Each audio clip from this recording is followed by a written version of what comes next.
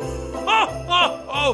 Hello, fairy tale friends. It's me, your old pal Santa Claus. I heard that you've been very good this year, so I've asked my friends Tara and Ryan to record a very special episode just for you. So grab your hot cocoa and cozy up by the fire. It's time for Tara and Ryan's Princess Diaries. Ho, ho, ho, ho, ho!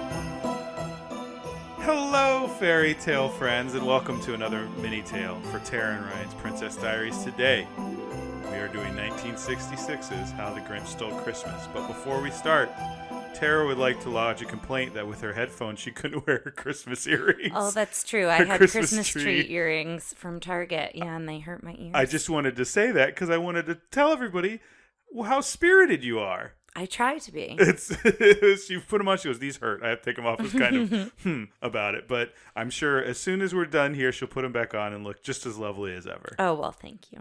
So we put up a little vote on our Facebook page. This was kind of our idea. I think at one point we were going to do Rudolph. Yes, yeah, that's right. I forgot about that. But this one got the most votes. Was Rudolph also on there? Rudolph, I think, was up there. Nutcracker and the Four Realms was up there. Do you know anything about that movie? No, not We'll at all. do that some year, but it is a very failed Disney live-action movie where they tried to, like, Lord of the Rings-ify the Nutcracker story. Interesting. So we'll try that one year for a mini-tale. There was the Christmas Toy, which is a very interesting Jim Henson movie we should watch sometime. But what won was 1966's How the Grinch Stole Christmas. Yes. One I'm sure all of our listeners have seen before. It's not readily available anywhere streaming, but I think if you turn on TBS this time of year, it'll pop up. Yes, we have the DVD. We have the Blu-ray. So what are your memories of this one? I think this is a very short one, so we're not going to have a lot to talk about the actual plot, but I think we should talk about, because the Grinch, this is so ingrained in Christmas time. Yes. What are your memories of watching this? So I had the book, even though I forgot it was based on the book for a short second when we were watching it. And we should say the book was 1957. By Theodore Geisel, a.k.a. Dr. Seuss. Which I don't think I ever knew his real name. Yes. And why did he change his name? Do you know? I mean, just to have a fun name. Why, I mean, his books are so, like, whimsical and nonsensical that maybe he felt he wanted to write them under a different pen name. I'd be curious of the history of that. Well, I mean, I know a little bit about him because he is my fraternity brother. He's a Sigil. Whoa. I think I blew up. Yeah, you might want to do that again. Sigil. There you go. I'll play with it. Well, very cool. Can you say very cool like you actually? I was excited the first time I said it, so you can take out that very cool, like, yes. No, so yeah, I think my memories are the book and the TV special. I definitely watched the TV special anytime it was on. I feel like I would sit down and watch it. It's short enough. It's 23 minutes, something like that? Yes. So it's short enough that I feel like it captures attention for children, both younger and older.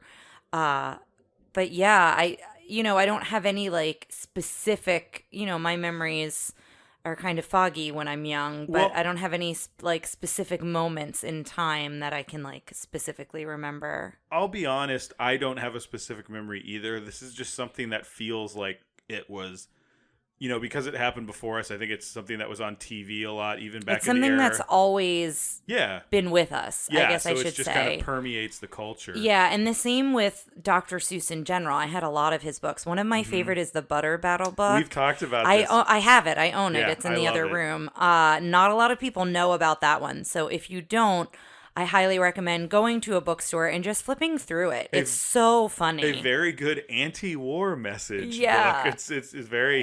But it's very funny as well. He wrote that, I believe, because he did a lot of propaganda, a lot of U.S. propaganda in World War II, and I think that was his, like, turn on that a little bit. I'm not 100% sure. How do you know how old?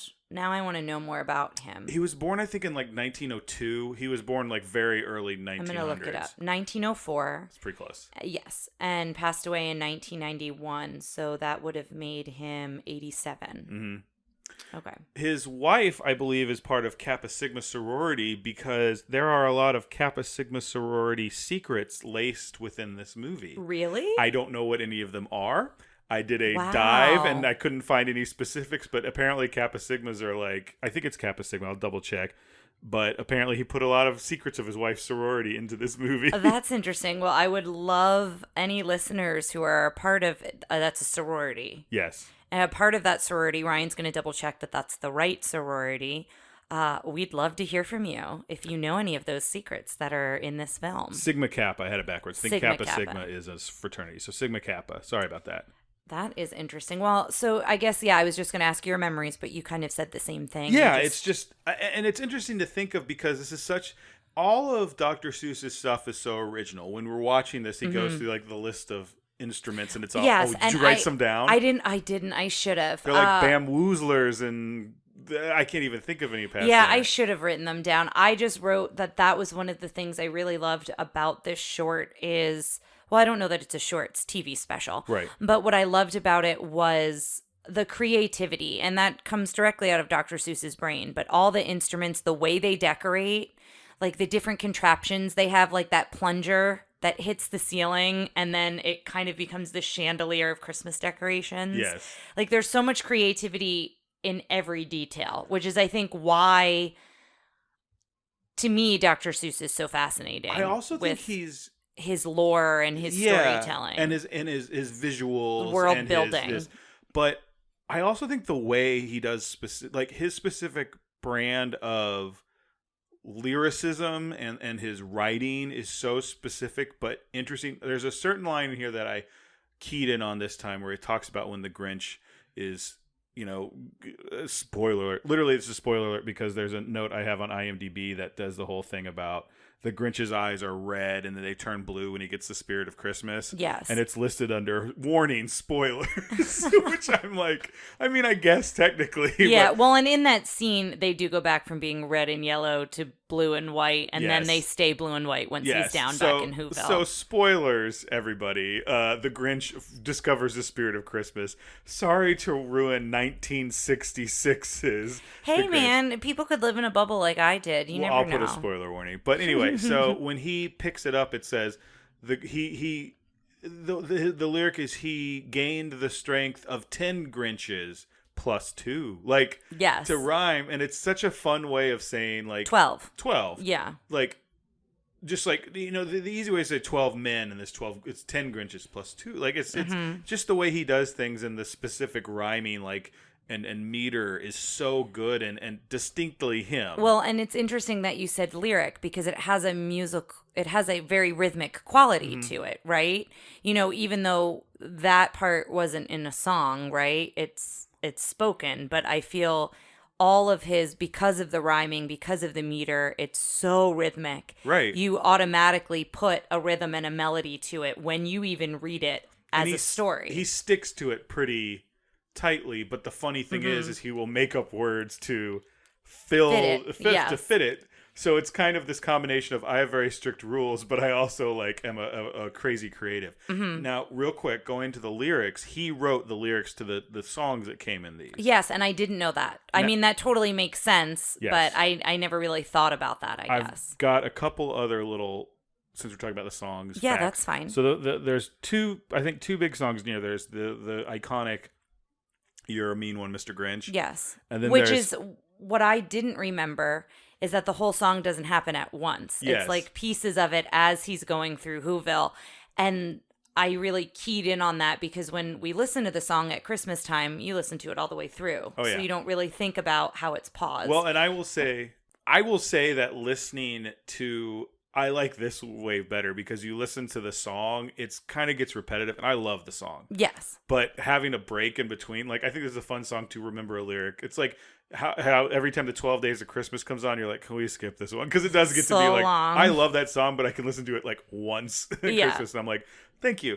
And I liked it better broken up here. Now, before we get to some information on that song, Fahu Forays is the other song that were like, fa hu fo And they res. oh, nice. Thank you. I did pretty good. I was You pretty impressed. did. I'm glad you called that out. They also do a song in the beginning. That's it. It's twice. That's in the beginning when they're decorating. It's a different version. Maybe Oh. there's another song at the beginning. You may be right. Yeah, I think it's a A different completely melody. different song. Okay, Mhm. so But there's that's three okay. songs, but Fahu Forays was written. He wrote it with this idea of wanting it to sound like Latin or like yeah. that. And apparently, people wrote in to the studio and said, "Could you please give us a translation of the Latin?" And it was like, oh, it's nonsense words. That's really funny. Yeah, well, that makes sense. Again, with his world building, when you think of traditional Christmas carols and some that are sung in Latin or in German, you know what I mean? Like having those roots in other languages. I feel like that's kind of what he did with that song. Mm-hmm. That's like the roots yeah. of their language. The other, I want to talk a little bit about Thurl Ravenscroft and the other song. Yes.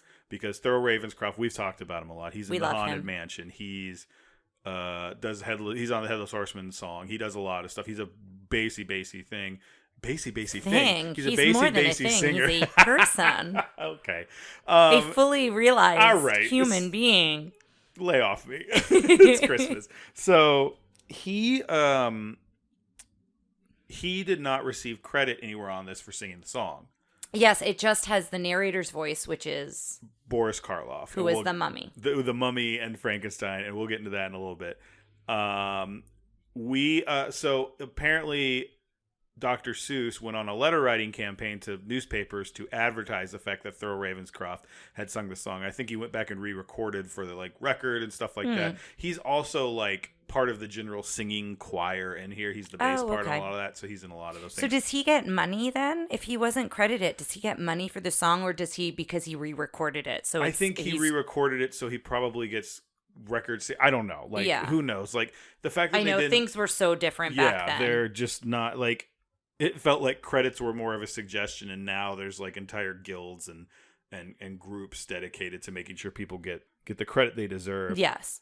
Do we want to go through the actual story? Do we want to just throw out some more facts? Because I've got a handful of other facts. Yeah, well, but I'll just hit 'em as you go. I jotted down notes kind of as we went through it. So Mm-hmm. I guess we'll kind of start with that. And some of them we've already talked about, but I wanted to get it from the perspective of what was going on with Disney to try to connect it back to our podcast. And so we had to look back because we've come a long way in what year and what was coming out in Disney at that time. And it would have been Jungle Book and Sword in the Stone. So it's nestled in between those two, yeah. So if you want to just think animation-wise, now I know it's a TV special, so it's a little bit different when you think TV special animation versus, a full featured animated film. But I thought for me, it put things in perspective into what was going on in the animation world at this time when this came out. Well, you also look at this, and I think as two people who are, funny to say, students of animation at this point, or students of the history of animation. Yeah. I couldn't draw a stick figure if you paid me. Yeah. But, well, I can draw Calvin and Hobbes. That's about it. Yes, Tara's a pretty good little cartoonist. But I didn't mean to diminish you by calling you a little cartoonist. No, that's fine. And I'm copying someone else's work. It's still not my own work. I'm still impressed but at your I'll have to ability put it up on the listeners' side tangent here. But our Christmas decorations for outdoors is Calvin and Hobbes and the Snowmen. So that Tara has made herself. So we'll put pictures of that. Yeah, we'll up put places. pictures of those up. This animation is distinctly cheaper looking than Disney. But I would say to the untrained eye, there's not you're not for the difference between it costs probably to make this versus exactly the Sword in the Stone of the Jungle Book. Animation's starting to get easier to make at a lower budget. Mm-hmm. This is when we're getting the Xerox stuff in Disney, and they're trying to do stuff to stay in business. Yeah. Well, the other question I had Charlie Brown animated stuff come out yet? I don't know for sure, but I'm willing to bet. Yeah, if you could look that up, because that kind of, I think, puts things in perspective as well as to what else was happening. And the other thing we should mention is this was produced by the same producer of the Looney Tunes cartoons. And Chuck that was, Jones. yes, Chuck Jones. Charlie Brown Christmas is 2 years before this. Oh, okay. So, because I would say that that's comparable to this. Mm-hmm. Just from my memory. I haven't watched it this year, so direct comparison. But I would say they would be similar styles. Would you agree with that? Well, I think in Maybe so much style that isn't. in so much as there, it's like I say the same amount of effort is being put in both of them. It's a 60s, 1960s television special, probably about the same length, Yeah. based on someone else's property. They're And very it looks similar, very yeah. it looks like hand drawn to be as it was drawn by Squiggly the lines, original a little artist dirty. Yeah, for yeah. the books Well, or the cartoons. That's an interesting point. So comics. Dr. Seuss was really against like animating a lot of his stuff. Well, so was Charles Schultz. yeah, at first, wasn't he? Right. So I'm trying to remember. We did that episode forever ago. Chuck Jones convinced him. They did it, and this wasn't like, this was kind of Dr. Seuss razzing Chuck Jones. He goes, I see why you wanted to do this. That doesn't look like my Grinch. That looks like you. Like, and like they did like a comparison, because he's like, Chuck Jones kind of has rounder cheeks. Yeah. And if you look at the Grinch, he does look. You wouldn't confuse the two. I see. If you look at them back, like side by from the side. book, yeah. Now, the Grinch has so permeated the culture at this point. Yes. Like, you see him in all different stuff. Why do you think He was on.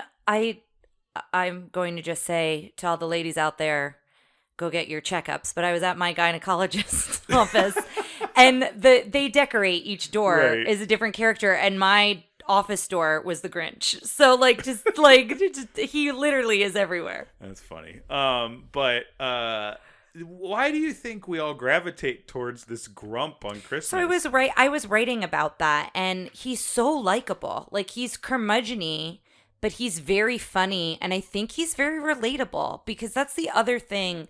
I think at Christmas time, and I could go on a soapbox here. I'll try not to do too long of a Pull tangent. a small soapbox.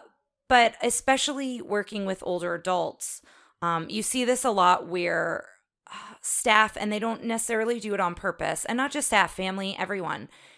Christmas is a happy time, and you should be happy, and you should have all these good feelings, and Christmas should be amazing and make you feel this way, or the holiday season, I should say, for those Right. who don't celebrate Christmas. There are a lot of complicated feelings that come with this time of year. I think taking the pandemic out of it, now with the pandemic even more so, but even without that, I think no matter your age, with me, I'm working with older adults, but they may have lost a lot of the people they care about. There may be specific things that happened at the holidays that are difficult for someone. And then maybe not being with people they love, or maybe they're not happy at the holidays. And so to me, I think he's also, folks can identify with him because it's showing a character who's having a hard time at Christmas. And I think a lot of us have a hard time at Christmas, but not all of us talk about it. Not everybody. I think more people talk about it now because the pandemic brought up a lot of those feelings last year when the country was under lockdown. Right.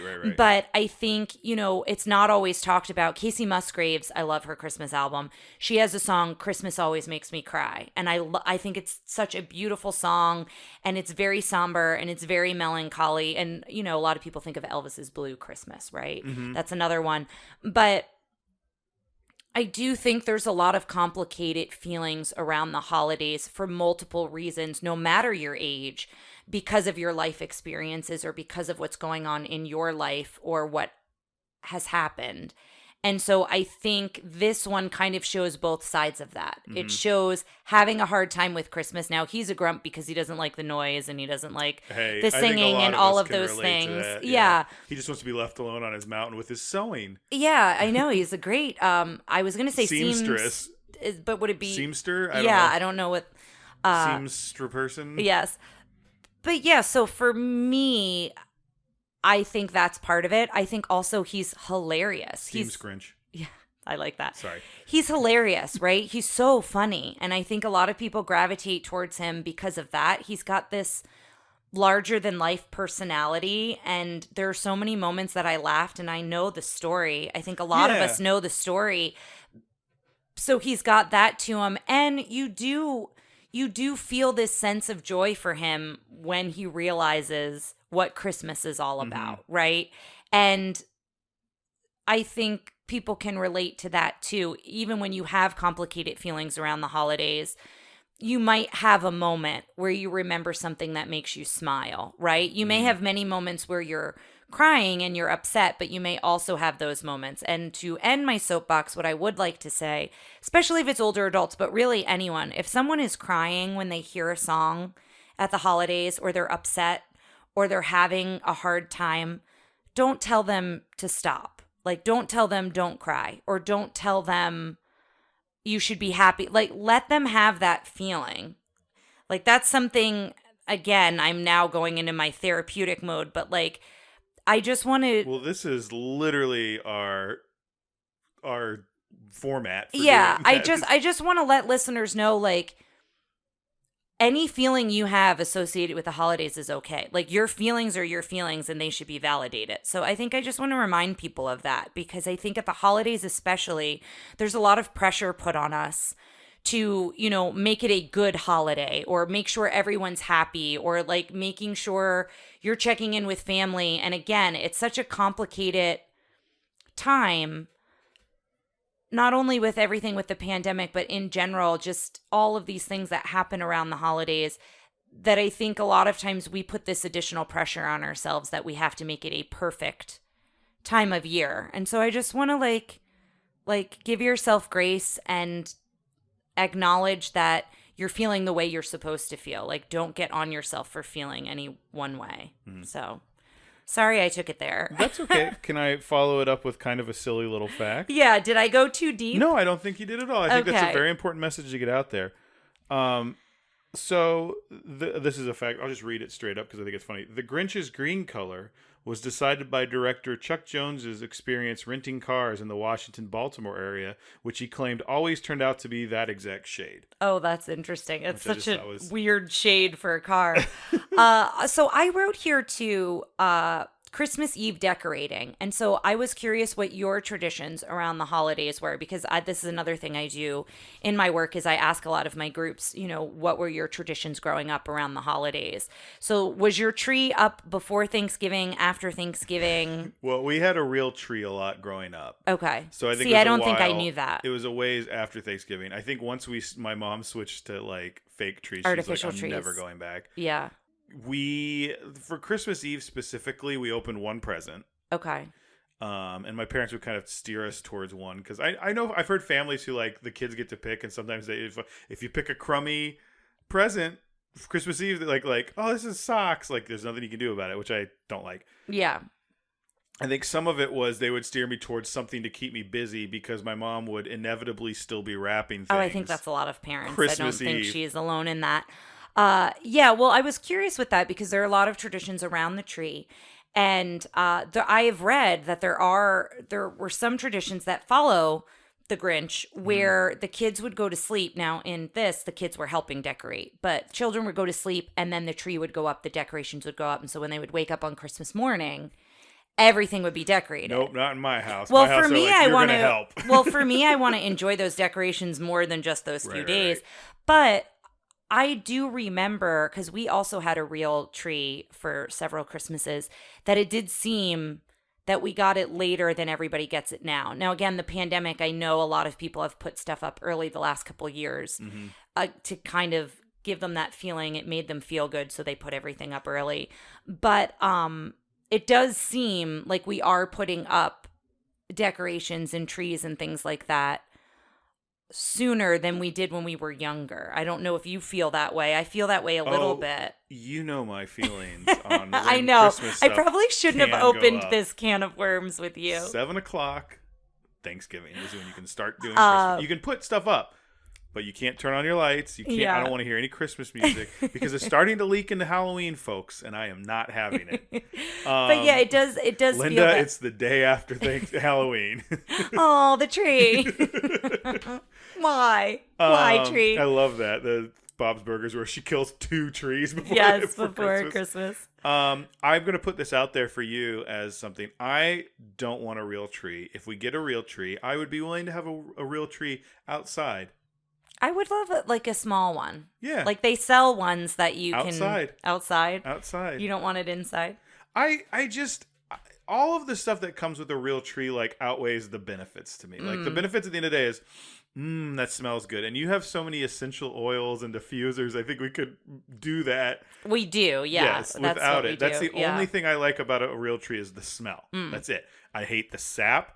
Yeah. I hate the dead. Well, things and you have to sometimes there's bugs or different things in Yeah. it that you don't know till you You have get to it in keep your house. Like I watering read it. someone spider eggs hatched or something in Stop. it. Stop. I can't. Just saying it this is- happens. Your chances of ever getting a real tree in this house have like plummeted. So talking about trees, I also wanted to mention there's now something that I've noticed more and more, the Grinch tree that they sell. Oh. And it's tabletop. It's for your table, and it's I don't know the type of tree it is, but it's a tabletop kind of in a pot, and it's all wrapped up with red ribbon. So like when he closes it and it looks like an umbrella and it's bent to the side with like that one Christmas ball hanging. Right. That's what it looks like. Oh. And so HEB was selling them, or that's our local grocery store here, was selling them for $25. Trader Joe's had them for under $10. So if you're looking to get one, find your nearest Trader Joe's because it was much cheaper. But I thought that you were talking about it permeating the culture. So I kind of wanted to go back to that has it's even permeated it to that point where people buy Grinch trees as a decoration for their home. Did you ever play the Grinch video game? No, I didn't know there was one, but now I want to. It is a platform stealth video game released in 2000. As the Grinch, the player can jump, ground pound, and use his smelly breath to guide his way through various obstacles in the game. I love it. I just thought that was interesting. So the other thing I mentioned too is they talk in the very beginning about his heart being so small. 3 sizes too small as to why he doesn't care for Christmas. And he does have a dog. And I know he's not the best pet owner. He's not very kind to Max, but he still like lives with Max. Like he has the capacity to care. That's probably why he's endearing and not just a monster. Yeah. Like they give him this dog, they increase the dog's role from the book, to make him kind of the audience and to make him likable. So that was something I wanted to say.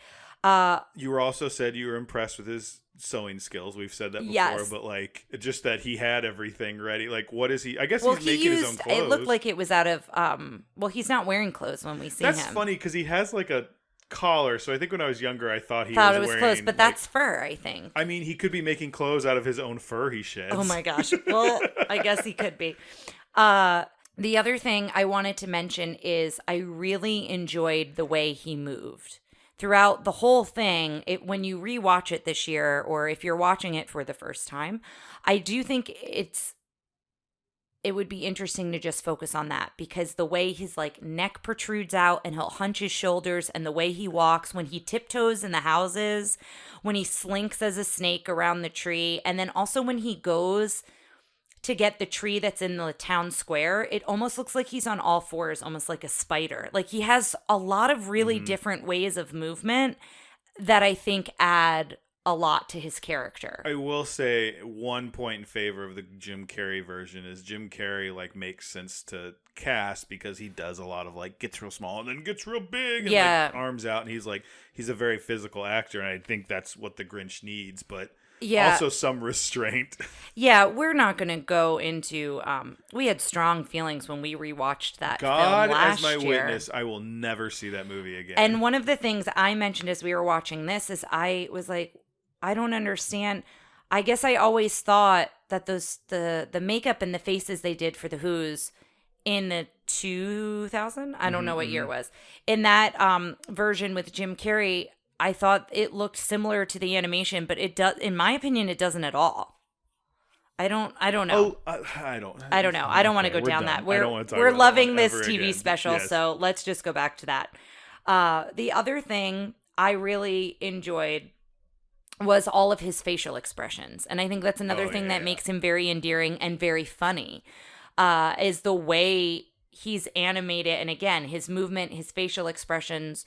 So for me, that's some of my favorite parts of this special. His slow, like, slink into grins is always very funny to me, where it's this huge smile. Yeah. Let's real quick talk about Boris Karloff. Now, we have recently, I think this year, watched The Mummy.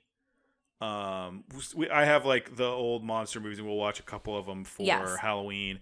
And I love his performance in The Mummy, It's and that fantastic. one shot they keep doing of his face because he looks so creepy. With his eyes wide. And his voice in this is so good. He is both the narrator and the Grinch. Which is interesting because I don't know if a lot of people would put that together because they do sound They take out different. So apparently he recorded it all in one go. I just read. So he'd read the narrator's lines and the Grinch's lines just straight through. He just read it, yeah, Okay. yeah. And they took out the high end parts of his sound mechanically, or like, you know, I guess mechanically because they didn't have digital back then. Mechanically, so that he had that kind of weird, different, tinny voice. And he almost sounds a little echoey, and at times it does sound like it's pieced together because it sounds so different. You only catch that once or twice, I think. For the most part, I Right. think they've done a really good job with it. I think it's such cool casting. I never put it together. Like he, you know, the whole Universal Monster guys had weird career issues because of like they were kind of not stuntmen, but like Boris Karloff, his first role was Frankenstein, which he's under all that makeup. Yeah, And so The nobody Mummy, knows is who a he little bit, is, but then yeah.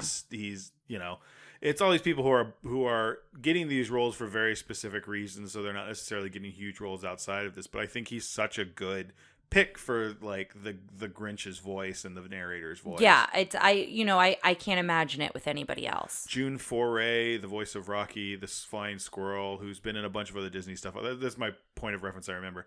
But she was in a bunch of other Disney stuff. She's Cindy Lou Who, Oh, okay. who apparently I think had more lines originally and they cut them out. I love how Cindy Lou Who moves too. I love how her nightgown or her dress kind of goes down and she's like it's so small at the bottom and she almost floats the way she moves. Well, she I looks like that a movement. Christmas decoration almost. She does, yeah. Like an ornament you'd hang on a tree. Mm-hmm. I mean, I want to try roast beast. I don't know what that means. I was saying it looks like turkey but cuts like ham, Yes. which sounds like the ad copy for Looks like roast turkey, beef, cuts like ham. Roast beef. I don't know what else we want to talk about with this one. Talking about, it permeating the culture, do you have, I mentioned the Grinch tree. Is there anything that, when it comes to merchandise or decorations? I also mentioned the decorations in my doctor's office. Anything else that, like, you've seen along the way? Well, his coloring is so good. Talking about how his green's a perfect color for this guy because it is a Christmas color. Green, but at and the then same he's time, wearing red when he's Santa. Yeah, it's a little outside the Christmas, so I feel Mm-hmm. like you can wear a lot of Grinch stuff and it still feels Christmassy. Yeah, well, and I will say, as far as decorating goes, a lot of people have that one cutout of the Grinch taking down the lights, and then they Yes, put I the think lights that's on kind the of a fun house. thing. It's a fun thing that we've seen quite a bit. We go around and look at Christmas lights. You didn't each like year. it because they featured it on our neighborhood Facebook page, and you're like, he didn't make that. I made ours. So what I didn't care for was that they're 2 houses down from us, and no one took a picture of our house, but they took a picture of their house. Our decorations may have blown down. That was our biggest problem the first 2 years. Is now we've They got them are, like, reinforced.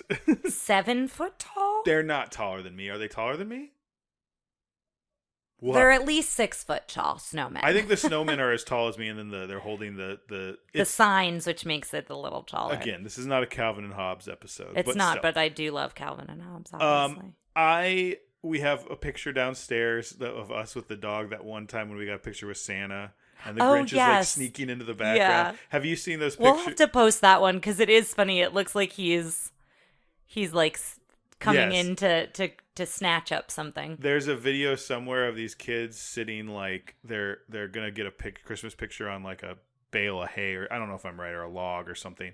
And then the Grinch like comes out of the background, like kind of to be like, I'm the Grinch. And the kids are like, ah, and like run screaming. Like, I think it's kind of fun because he's a little scary. Like, he's a little, like, Well, and the shadow that when all the kids have the candy canes and they're asleep all in that one bed, and you don't see him, but you see his shadow go across the bed. So there's Yes. moments like that where I think he is kind of scary. well, he's a sinister version of Santa. Like, Santa sees you when you're sleeping. He knows when you're awake, which is a like terrifying line if they put it in a minor key. Yeah. But in this, it's like he's a version of, he's still safe. Like, he's not like a complete, like, psycho killer or something, but he yeah. is like, I'm gonna sneak into your... He does everything Santa does, but he does it with malicious intent. And I think that's another reason why this works, is because the stakes are so low. He's just stealing Christmas decorations. Well, like... and then he steals light bulbs. So he does... yeah, I forgot, and ice. And ice. So he does start taking everything at one Yes. point. He gets a little overexcited or... I also love the amount of effort he puts in how he's going to get things into sacks.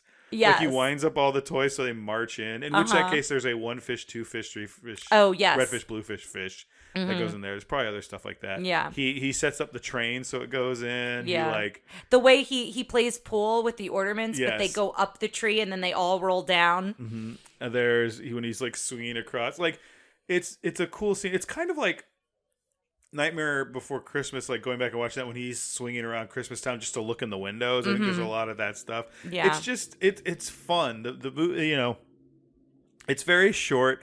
I think it all holds up pretty well. I think some of the 1960s drawings are like real jagged edges and weird. He's kind of got Jafar teeth we talked about, so that might be scary for like really young kids.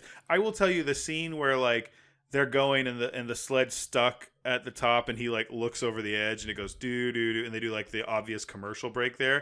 That for some reason like stuck to me when I was a kid as like a very like menacing scene. Well, and also if there was a commercial, you didn't see the resolve, Yes, so it that looks could like be the why. he's like and during the commercial break he you're Max wondering or what's something. happening. Yeah. And then just another thing to mention it back to the culture is in Home Alone 2.